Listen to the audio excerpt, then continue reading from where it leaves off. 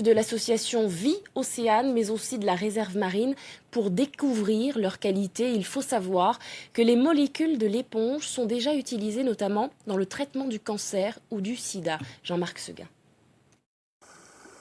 À la recherche des éponges pays, c'est une première. Les scientifiques ont plongé plus d'une semaine du Cap Laoussé à l'étang Salé pour dénicher ces animaux très difficiles à repérer qui aiment l'obscurité aux apparences variées et nombreuses. Dans les grottes en particulier, il y a quelques grottes, l'Ermitage, etc. Il y a beaucoup de toutes petites espèces, des éponges encroutantes, qui sont difficiles à récolter et difficiles à identifier en plus. Donc celle-là, ça peut constituer un grand nombre d'espèces qu'on ne connaît pas et qui sont encore à découvrir.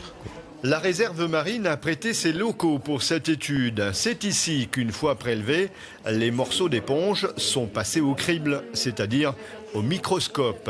Un des objectifs est d'identifier des molécules aux vertus pharmaceutiques. Des molécules qui sont déjà utilisées pour le traitement du cancer, par exemple.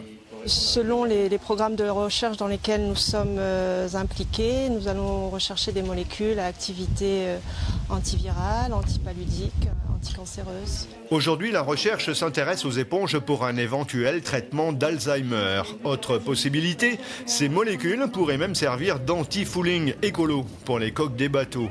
Mais l'éponge est surtout très utile à l'écosystème, à l'environnement. Une éponge, ça filtre de l'eau. C'est un filtreur puissant. Et ça peut filtrer son propre volume en 10 à 20 secondes. Donc c'est une capacité de filtration qui est énorme. Et cette filtration, elle retient tout un tas de particules qui sont nutritives, bien sûr, mais qui vont être recyclées pour d'autres parties de l'écosystème.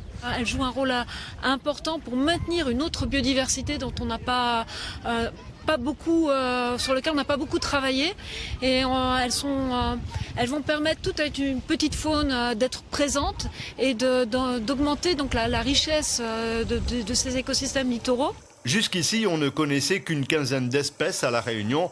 Après cette étude, les chercheurs estiment qu'ils pourront en identifier près de 300.